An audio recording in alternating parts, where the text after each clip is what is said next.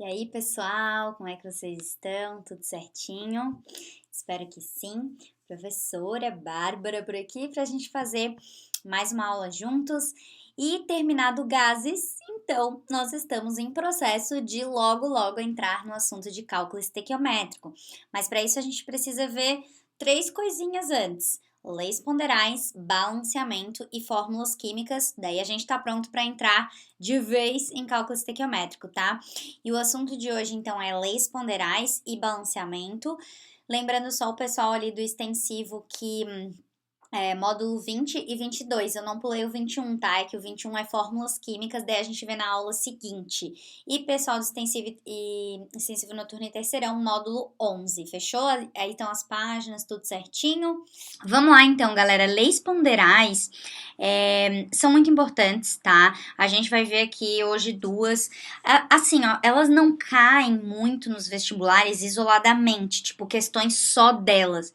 Mas elas são responsáveis principalmente para que a gente possa lá na frente entender cálculo estequiométrico.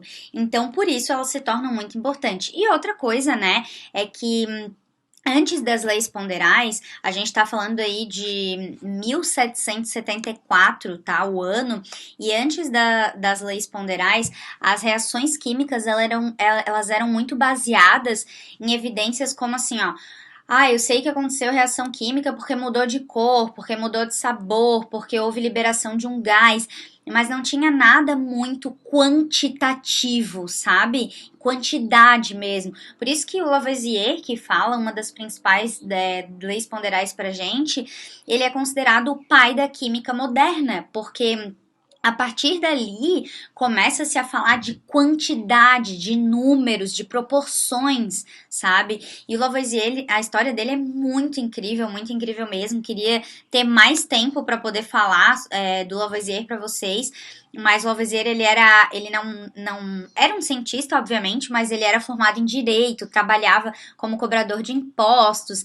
E aí, quando veio a Revolução Francesa, né, a galera se revoltou com o Lavoisier, porque ele cobrava impostos das pessoas, era muito rico, e o Lavoisier, então, cortaram a cabeça dele em praça pública, né, ele morreu lá, acho que foi com 52 anos, se eu não me engano, e tem uma frase de um autor que é muito maravilhoso, que eu acho incrível, e a frase diz assim, 100 anos, não, um segundo para lhe cortarem a cabeça e talvez em 100 anos não nos deem outra igual.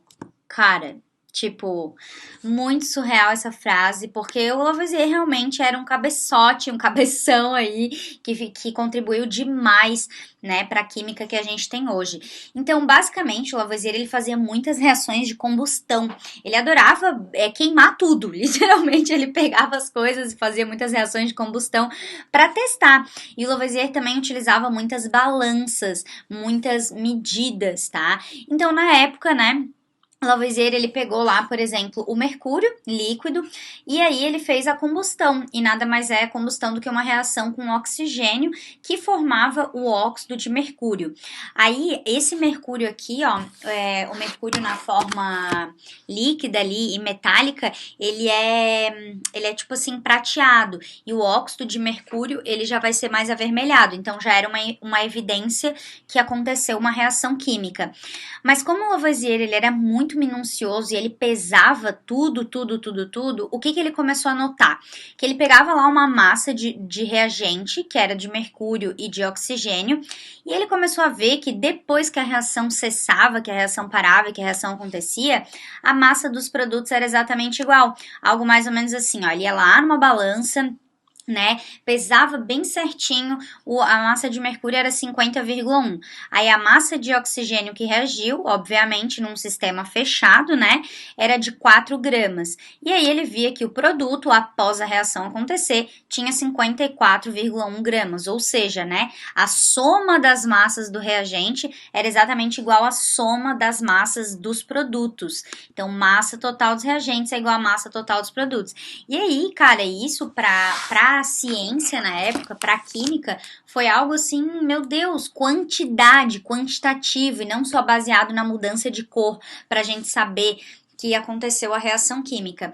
E aí, meu povo, ele elencou então a primeira lei ponderal, né, dele ali, que a gente chama de lei da conservação das massas, porque em um sistema fechado, numa reação química, a massa se conserva, ou seja, a massa total antes da transformação, que é a massa dos reagentes, vai ser igual à massa total após a transformação, que é a massa dos produtos.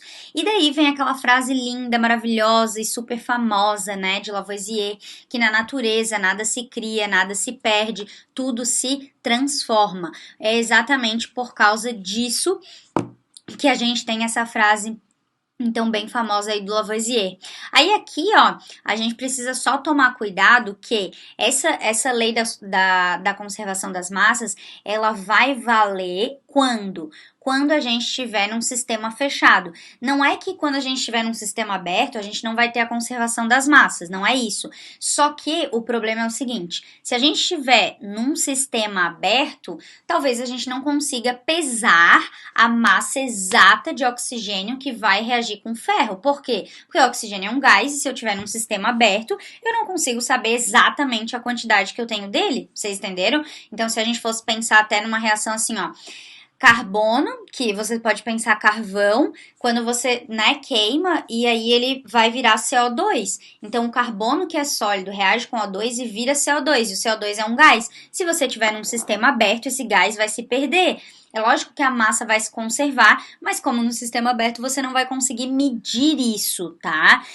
E uma coisa bem interessante de a gente cuidar, principalmente quando caem questões apenas de lei da conservação das massas, até depois eu vou mostrar para vocês uma questão da FUVEST, eles costumam gostar de cobrar, por exemplo, assim, ó, se tu reagiu C com O2, ele forma CO2, carbono sólido mais oxigênio gasoso, forma CO2 gasoso, que se tiver num sistema aberto, né, essa massa, na reação ali, vai acabar diminuindo no final, certo? Porque como ele é um gás, o CO2 vai embora e aí tu não consegue medir essa massa. Já quando a gente tem metais, por exemplo aqui o ferro, o que os metais fazem? Eles incorporam o oxigênio. Eles incorporam o oxigênio e como os metais são sólidos, ó, imagina assim, tu tem ferro sólido e antes tu não tá pesando o oxigênio do ar, tu só tá pesando o ferro sólido. Depois tu tem uma outra substância que é o Fe2O3, que é mais pesada do que o ferro sozinho. Então, a massa no final da reação, ela aumentaria, lógico, se você não considerar aqui o oxigênio, certo? Num sistema aberto. Não considerar o oxigênio, não, mas estiver num sistema aberto que você não pese o oxigênio, tá? Conseguiram pegar isso aí? Eu já mostro pra vocês a questão da FUVEST, tá? E outra coisa bem importante é que, logicamente, para a lei da conservação das massas valer, a gente vai ter que respeitar as proporções estequiométricas, que são, ó, 2 está para 1, que está para 2. Então, se a gente, por um acaso, a gente pegar assim, ó, 4 para 3 para 4, não está nas proporções estequiométricas, né, da reação, porque o certo seria, ó, daqui para cá é o dobro, e de 3, o dobro de 3 seria 6. Então, isso mostra claramente, ou aqui a gente pode pensar, né, de 2 para 1 é metade, de 4, a metade de 4 seria 2. Então, era para eu ter 2 de cloro gasoso. Desculpa, gente. Se eu botei o 3 aqui, isso quer dizer que esse reagente está em excesso. Isso te lembra alguma coisa? Cálculos estequiométricos envolvendo reagentes em excesso? Então, tem a ver com isso, tá? Então, lógico que para a lei da conservação das massas, né, ela valer, a gente tem que respeitar as proporções estequiométricas. Mas, se a gente não respeitar, ela também vai valer, porque o que acontece? No final da reação, eu vou ter 4 de Cl2 mais eu vou ter 4 de NaCl mais 1 de Cl2 que vai sobrar, certo? Porque ele não reage, né? O que a gente coloca em excesso, o que a gente coloca a mais, não reage. Então, na verdade, a lei das proporções das massas ainda vai valer, só que, né? Então, a gente vai ter no produto esse reagente em excesso. Coloquei aqui, ó, 2,3 gramas mais 3,55 gramas vai dar 5,85. Se eu colocasse aqui, ó, no Cl2 4,55, sabendo que essa é a proporção, né, eu, então, formaria igualmente 5,85 gramas de NaCl mais 1 grama de Cl2, que ficaria em excesso, que eu botei a mais, beleza? Então dá uma olhada aqui nessa questão da FUFU, questão da FUVEST, ó. Os pratos A e B de uma balança foram equilibrados com um pedaço de papel em cada prato e efetuou-se a combustão apenas do material contido no prato A. Então, papel no prato A, papel no prato B, queima só o papel do prato A. Esse procedimento foi repetido com a palha de aço em lugar de papel. Após a combustão, observou-se. Então, galera, aquilo que eu falei pra vocês, o papel, bom, todo mundo sabe, a gente vai queimar o papel, vai virar cinzas, mas vai sair uma fumaceira. E essa fumaceira aí, certamente, né, pode ser CO2, CO, C, né? O C, na verdade, ficaria retido ali nas cinzas. Mas, então, quando você queima o papel, a massa, se você estiver num sistema aberto, ela vai diminuir. Certo? Por quê? Porque vai virar um gás e você não vai conseguir pesar um gás se você estiver em sistema aberto. Ai, Babi, mas aí ele não falou nada se está em sistema aberto ou em sistema fechado. Galera, se ele não falou nada, dá pra ver bem nitidamente no desenho que você não tem, né, algo de vidro em cima do recipiente A ali da balança para poder fechar um sistema fechado. Não, o sistema tá aberto. Então, se eu tenho um sistema aberto, né, a massa do papel A, ela vai ser menor do que a B. Então, a balança faria isso daqui, ó, tuf, né? Consegue ver assim? Né? A balança varia assim, ó, tuf, beleza? Porque o A vai ficar mais leve do que o B.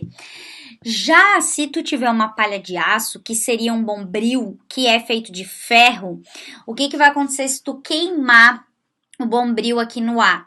O ferro vai incorporar oxigênio e como o ferro é sólido e o óxido de ferro formado também é sólido, o que vai acontecer é que o A vai ficar mais pesado do que o B e a balança vai ficar assim, certo? E isso, logicamente, em sistema aberto, porque se a gente tivesse sistema fechado, a massa vai se conservar tanto, né, a combustão do papel quanto da palha de aço. Então, ficamos assim, ó, o A fica acima do B, né, porque fica mais leve no caso do papel, e com a palha de aço, né, fica mais pesado, tá bom?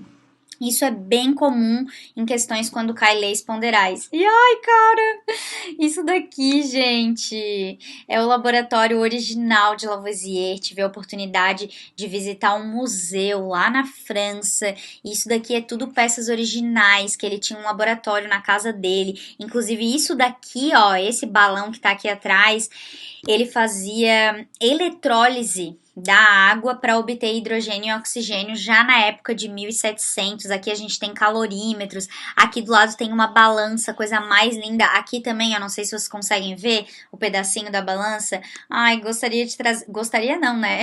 Trouxe aqui para vocês verem, ó, aqui a balança. Cara, e tudo super conservado, assim, ó, muito, muito, muito incrível. As vidrarias em que ele fazia as eletrólises e que ele fazia esses processos para conseguir ver a massa antes e a massa depois. Sério, muito incrível, assim, tudo muito preservado. E óbvio que quando eu entrei lá, né, gente, eu dei uma baita de uma choradinha. Mas é isso. Vamos para a nossa segunda lei ponderal, que é a lei das proporções fixas ou definidas, tá? Lei de Proust, Joseph Louis Proust. Louis, olha eu. Tá? Então, esse cara foi um químico francês e o Proust, o que ele fez, tá? Ele trabalhava muito com moléculas de água, tipo água do mar, água do rio, água da chuva, água de lago, e ele analisava as composições químicas dessas diferentes águas. Então ele trabalhava muito com isso, tá? E aí, em uma dessas, ele fez a eletrólise da água, obteve hidrogênio e oxigênio, e aí ele viu, né, nessa eletrólise que ele fez, então tá aqui, ó, a massa da água, né, purificada, se você fizer uma eletrólise, você vai gerar hidrogênio e oxigênio. E aí, ele fez a primeira experiência e pegou a massa da água de 18 no início e viu que ele obteve 2 gramas de hidrogênio e 16 de oxigênio. Aí fez a segunda vez, só com 36, obteve 4 e 32. Terceira vez, e aí foi fazendo vários experimentos. E o que ele observou? Tá? Ele observou que a razão, ou seja, a divisão entre a massa de oxigênio e hidrogênio que formavam a molécula de água, ela era sempre uma constante, né? Se você for pegar aqui, ó, e fazer 2 para 16, né? A razão entre isso, 4 para 32, 8 para 64, 10 para 80, essa divisão sempre vai ter a mesma proporção, que é 1/8.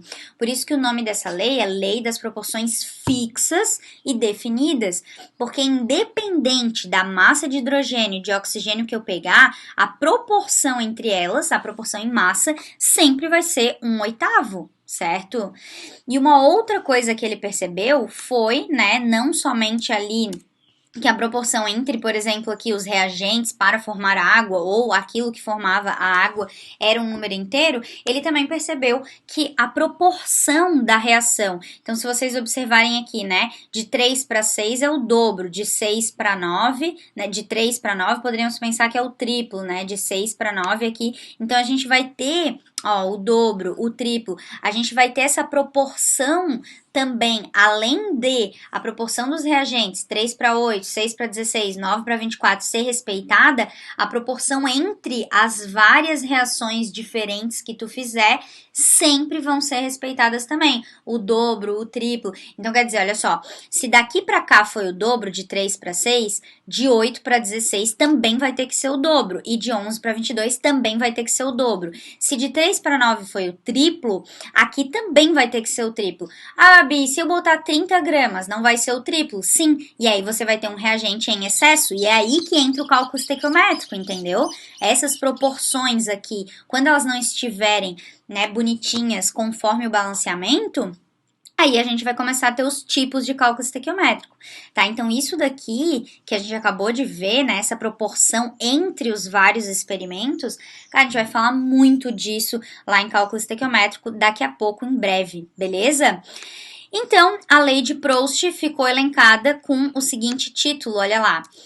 Uma substância pura, qualquer que seja a sua origem, é sempre formada pela mesma composição em massa, lei das proporções fixas ou definidas. Ou ainda assim, ó, independente da origem de determinada substância pura, ela é sempre formada pelos mesmos elementos, né, ali no caso da água, H e O, combinados entre si na mesma proporção. Tá? Sempre 1 para 2, né? 2 hidrogênios para 1 oxigênio, isso na fórmula, né, H2O, e na massa ali também. E aí, a gente vai ter que a proporção das massas que reage é sempre constante, por isso fixas ou definidas. Beleza, meus amores? Aí, a gente vai ter as consequências da lei de Proust, vai ser as fórmulas químicas, né, que inclusive é a nossa próxima aula, fórmula percentual, mínima, molecular, mas principalmente aqui para a lei de Proust, como a proporção é fixa e definida, a gente pode colocar isso em percentual, que sempre vai ser um percentual fixo entre os dois, tá? E daí os cálculos estequiométricos, como a gente já falou ali anteriormente, beleza? Amores, aqui tem 2 exercíciozinhos, tá? Um da FGV e esse outro aqui que é bem legal, que eu vou deixar para vocês resolverem, mas aqui no slide tá resolvidinho também, que usa a lei de Lavoisier e a lei de Proust, e esse anterior aqui é que fala daquilo que eu falei para vocês tomarem cuidado na questão da FUVEST, né? Que quando você tá num sistema aberto, os metais incorporam oxigênio e a massa vai aumentar, né? Se a gente não pesar o oxigênio ali, tá bom? Balanceamento, bora lá falar de balanceamento, algo que assim, ó, para o cálculo estequiométrico, a gente vai ver que o cálculo estequiométrico sempre você vai utilizar uma reação química, uma equação. E se você errar o balanceamento dessa equação, lascou-se, bebê, você vai errar tudo de cálculo estequiométrico. Então, já começa por aí. Não sei balanceamento, esquece. Não vou nem tentar entender o cálculo estequiométrico, eu não vou conseguir, entendeu? Por quê? Porque o cálculo estequiométrico respeita as proporções do balanceamento. Então, meus amores, para a gente falar de balanceamento, a gente precisa entender várias cositas, várias mesmo. Quais são as coisas? Olha só, primeiro de tudo, tu precisa entender o que é uma equação química, tu precisa saber o que é reagente, tu precisa saber o que é produto, os estados físicos que estão indicados. Na real, para o balanceamento não importa estados físicos, né? Importa pra gente no cálculo estequiométrico. Para o balanceamento, você precisa saber ali o que que é índice ou atomicidade, e o coeficiente estequiométrico, que é o próprio balanceamento. Então, olha só, equação química, o que que é isso? É uma equação que vai representar um fenômeno. A equação é uma equação. Nossa, obrigada, professora. A equação é uma equação. A equação é o que vai representar a reação que acontece, tá? Então, por exemplo, aqui a gente tem a combustão do metano, essa é a equação que representa a combustão do metano. A reação de combustão do metano seria ela acontecendo aqui na nossa frente, tá? Tudo que tiver antes da seta, então, é reagente. Tudo que tiver depois da seta, então, é produto. Reagente reage para virar produto. O produto foi produzido através dos reagentes. Os estados físicos vão aparecer indicadinhos ali, ó. Sólido, líquido, gasoso e aquoso, que seria em água. Aí, quando você tem isso daqui, ó, fiz um recorte desse 2H2O. O que a gente precisa saber sobre isso, ó? A gente precisa saber que esse númerozinho que tá aqui embaixo significa índice ou atomicidade. E quando não tem nada ali representado, ele vale 1. E o índice ou atomicidade, galera, ele é muito importante pra gente porque é ele que vai dar a proporção de números inteiros entre as moléculas. E você não pode ajustar o índice ou atomicidade. Esse número grandão que tá aqui na frente é exatamente o nosso assunto de agora, que é balanceamento, ou melhor falando, é o coeficiente estequiométrico. Por isso que a estequiometria depende do balanceamento, tá? Coeficiente estequiométrico. Bom, muito importante dizer que esse número aqui da frente, esse 2 grandão, nós podemos ajustar ele. Então, você pode ajustar e balancear o coeficiente estequiométrico, mas nunca mexer no índice. Porque, olha só, a proporção aqui é de 2 para 1. Se tu, por um acaso, trocar esse 1 aqui e botar um 2, cara, ferrou. Tu já não tem mais a molécula de água que tu toma, H2O. Tu tem água oxigenada. H2O2 é aquilo que tu usa para clarear pelos e cabelos, tá? Não tem nada a ver uma coisa com a outra. Então, muito importante, a gente não ajusta índice. A gente só ajusta coeficiente estequiométrico, que é o balanceamento. Tudo beleza? Então, vamos lá. Como que a gente faz para balancear uma equação? Nosso balanceamento que a gente vai ver aqui é balanceamento por tentativa, tá? E o balanceamento por tentativa, simplesmente a gente vai ter que acertar os coeficientes estequiométricos, que é o número grandão que está ali na frente, de forma que o número total de átomos dos reagentes seja igual ao número total de átomos do produto. E aí, para isso, a gente tem algumas diquinhas. Tem essa daqui, que muitos professores passam, que é o macho. O que é isso? Primeiro você vai balancear metal, depois ametal, depois carbono, depois hidrogênio e por último oxigênio. Mas isso é somente uma dica. E óbvio que para fazer essa dica, você precisa saber o que é metal, o que é ametal, carbono, hidrogênio e oxigênio. Então, eu mostro porque tem muita gente que gosta dessa dica. Mas eu, particularmente, acho que existe uma dica melhor. E eu acho que a dica Master Top of Mind do mundo, do World. A melhor dica possível para vocês de todas, muito melhor do que macho, seria essas duas aqui, ó. Comece sempre balanceando o elemento que menos se repete. Quem menos aparece é mais fácil de balancear. Sempre, sempre, sempre. Quem menos se repete vai ser mais fácil fazer o balanceamento. E as moléculas que contêm parênteses, isso é uma diquinha que eu gosto muito, ó, tipo assim, Fe2SO4,3. Tire do parênteses para que fique mais visível, porque muita gente acha que você, aqui ó, você tem 3 vezes 4, que dá 12 oxigênios, mas esquece de multiplicar o 3 por enxofre, e aí na hora de balancear acha que tem um enxofre e na verdade tem 3. Então façam isso, principalmente quem tem dificuldade em balanceamento, que vai ajudar muito a vida de vocês, tá? Então, vamos lá, olha só, vou pegar uma reaçãozinha aqui, essa é uma equação, na verdade, né, que representa o fenômeno, essa tá de modo tranquilinho, tá?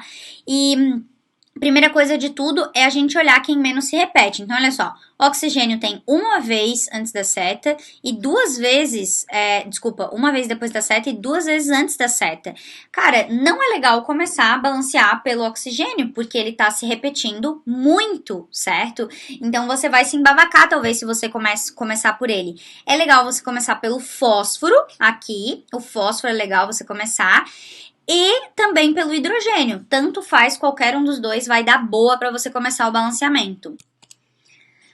Aí assim, ó, pessoal, O que você vai fazer? Como o balanceamento é por tentativa, você coloca 1 em uma substância e, por exemplo, no caso aqui coloquei 1, então eu vou começar a tentar balancear o fósforo, ó. O que você vai fazer? 1 vezes 2, isso quer dizer que você tem 2 fósforos antes da seta e você precisa ter 2 fósforos depois da seta. Concorda que aqui, quando não tem nada, é 1, você tem apenas um fósforo, então que número que multiplicado por 1, né, vai dar 2 é o próprio 2. Então, você vai colocar ali 2 que vezes 1 vai dar 2. Pronto. Você balanceou o elemento fósforo. Pelo amor de Deus, nós vamos balancear elemento por elemento. Esquece o O, esquece o O, esquece o H, vai elemento por elemento. Olha só pro fósforo. Se precisar, apaga esse O e olha só pro fósforo. Ok, balanceamos o fósforo. Agora eu vou balancear o hidrogênio, porque o O ainda continua se repetindo muito, deixa ele por último. Só que o hidrogênio, depois da seta, ele já está balanceado, ó. Não posso mudar esse 2, senão vou desbalancear o fósforo. 2 vezes 3 vai dar 6. Então, qual que é o número que multiplicado por 2 vai dar 6? Porque eu preciso ter 6 hidrogênios antes da seta e 6 depois, vai ser 3. Então, fechou o hidrogênio. E agora, ó, o oxigênio veio de graça, você só vai conferir. Ó, 1 vezes 5, 5. 3 vezes 1, 3. Total de oxigênios antes da seta, 8. Aí vai fazer 2 vezes 4, certo? Total de oxigênios depois da seta, 8. Ou seja, a reação está balanceada e perfeitamente completinha, tá? Então, vamos lá, ó, mais uma equaçãozinha aqui. Começa botando 1 na substância mais complexa, né? A maiorzinha, para você ter números menores. Mas vou te dar outra diquinha aqui, ó. Para quem tem dificuldade, tá? Para quem não tem dificuldade em balanceamento, que já faz, já sabe, cara, tá tranquilo. Mas para quem tem dificuldade, uma dica legal que eu vou dar agora é para você fazer isso aqui, ó. Tá vendo onde não tem nada aqui é 1? Cara, escreva esse 1. Escreva esse 1, demonstre esse 1, porque isso vai te ajudar na hora de fazer o balanceamento, principalmente se você tem dificuldade. Então, vou começar botando 1 na substância mais complexa, não vou começar a botar, balancear pelo oxigênio, porque olha só, 1, 2, 3 oxigênios, aparece 3 vezes, não, né? Então, eu vou começar pelo C ou pelo H, tanto faz, ó, porque os dois aparecem uma vez antes da seta e uma vez depois. Então, ó, 1 vezes 3, 3 carbonos antes da seta, aqui eu tenho só 1, ou seja, vem um 3. Balanceei o elemento carbono, esquece o resto. Agora eu vou pro H. 1 vezes 8, porque já está balanceado, eu não posso tirar esse 1. 1 vezes 8, 8. Que número multiplicado por 2 vai dar 8? 4. E agora, por último, vou pro oxigênio. Então, vamos lá, ó. Aqui eu tenho 3 vezes 2, que dá 6, certo? 3 vezes 2, que dá 6. 4 vezes 1, que dá 4, e 6 mais 4 dá 10. Qual é o número que multiplicado por 2 vai dar 10? 5, fechamos o balanceamento, tá? Aqui tem mais um, e aí a diquinha do parênteses é muito importante nesse momento, ó. Você tem os parênteses aqui, conseguem ver? O que é legal? Faz a distributiva, ó, 2 vezes 1, 2, e aqui 2 vezes 1, 2, 2 vezes 4, 8. Você vai ficar com algo mais ou menos assim, ó. Coloca um 1zinho onde não tem nada, cara, e aí isso vai facilitar muito para você fazer o balanceamento, para você enxergar os números ali. Bota 1 na substância que tem a maior quantidade de átomos para você ter os menores números possíveis, certo? E começa a balancear quem menos aparece. No meu caso, eu vou começar a balancear o ferro, ó, porque ele aparece uma vez antes da seta e uma vez depois da seta. Então, ó, 1 vezes 3, 3. Que número multiplicado 1 por 1 que vai dar 3? 3. Balanceei o ferro. Agora eu vou para o fósforo, olha lá. 1 vezes 2, porque eu começo olhando o fósforo da direita, eu não posso tirar esse 1 daqui, senão vou mexer no fósforo, no ferro, desculpa. Então, 1 vezes 2, 2, e aqui eu tenho um só, que número vem aqui? 2. Agora eu vou para o H, olha lá. 3 vezes 2, 6, 3 vezes 2, 6, aí deu 12 num total. Que número multiplicado por 2 para dar 12? 6. E aí o oxigênio veio de graça, olha lá. 2 vezes 4, 8, mais 3 vezes 2, 6. Isso vai dar um total de 14. 8 mais 6, 14, tá balanceada. Pra gente encerrar, esse aqui eu vou deixar para vocês fazerem depois. Eu quero dar uma última diquinha. Olha essa equação aqui de baixo. Vamos começar, ó. Vou botar um aqui, vou começar a balancear o carbono. 1 vezes 2, 2 carbonos antes da seta, 2 carbonos depois da seta. 1 vezes 6, 6. Que número multiplicado por 2 que vai dar 6? 3, certo? Agora olha o ó. 2 vezes 2, 4. Mais 3, 7. Putz, que perios! Como é que eu vou fazer? Qual é o número que multiplicado por 2 vai dar 7? Não é um número inteiro, né, gente? Porque olha só, 3 vezes 2 vai dar 6, 4 vezes 2 vai dar 8. Então, é um número entre 3 e 4, certo? Que aqui dá 6 e aqui dá 8, ou seja, 3,5. Como é que eu escrevo isso em fração? 7 sobre 2, ou também poderia botar ali 3,5. Só que muitas vezes aparece em fração. E tem muita gente que se confunde quando aparece em fração. Então, eu quero te dar uma dica para isso, para te não errar mais. Ó, se tu precisa que isso daqui, essa multiplicação, certo? Desse 7 sobre 2 vezes 2 dê 7, olha o que tu vai fazer. Sempre tu vai fazer isso aqui. Tu vai pegar o número que tu quer que dê o resultado em cima, tu vai colocar em cima. Embaixo da fração, tu vai botar a mesma atomicidade aqui do reagente. Então, só para ver se vocês entenderam. Tu tem um O2 ali, tá? Tu tem um O2. E tu quer que esse oxigênio, né? O número multiplicado por esse O2 seja 7. Tu quer ter 7 oxigênios. Então, tu vai botar 7 em cima e 2 embaixo. Por quê? Porque 7 meios vezes 2, é isso que tu vai estar fazendo aqui no balanceamento. O 2 vai cortar com 2 e o teu resultado vai dar 7. 7 oxigênios, que é o que tu precisa. Vamos ver se você entendeu. Olha só, O3. Tu precisa que o O3 dê 29. Tu precisa de 29 átomos de oxigênio. O que tu vai fazer? 29 sobre 3. Por quê? 29 sobre 3 vezes 3 vai cortar ali os dois 3 e tu vai ficar com 29. Tu precisa que o S8 seja, sei lá, por exemplo, 17. Tu vai botar 17 sobre 8, porque o 8 dividido por o 8, né, dividido por 8 vai cortar e o teu resultado vai ser 17 enxofres. Conseguiram pegar a dica? Tu bota o número que tu quer que dê o resultado em cima, embaixo da fração, tu bota o mesmo ali, o mesmo número da atomicidade, tá bom? Mores, olha só. Para vocês fazerem, então, tá? De atividade para praticar, tem várias reações aqui. Aqui embaixo tem tudo corrigido, aqui embaixo não, no outro slide. E vou botar uma lista extra para vocês no Qualquer Arquivos de balanceamento, tá bom? E aí me responde, quem é você na vida? Você é o próton, o nêutron, que são namoradinhos e estão no núcleo juntos? Ou você é o elétron lá olhando tudo de longe? Meus amores, muito obrigada pela companhia até aqui e até a nossa próxima aula juntos. Ei, já prepara a cabeçote aí que daqui a pouco a gente vai chegar em cálculo estequiométrico, hein? Não quero ver ninguém reclamando desse conteúdo. Beijo, tchau, tchau!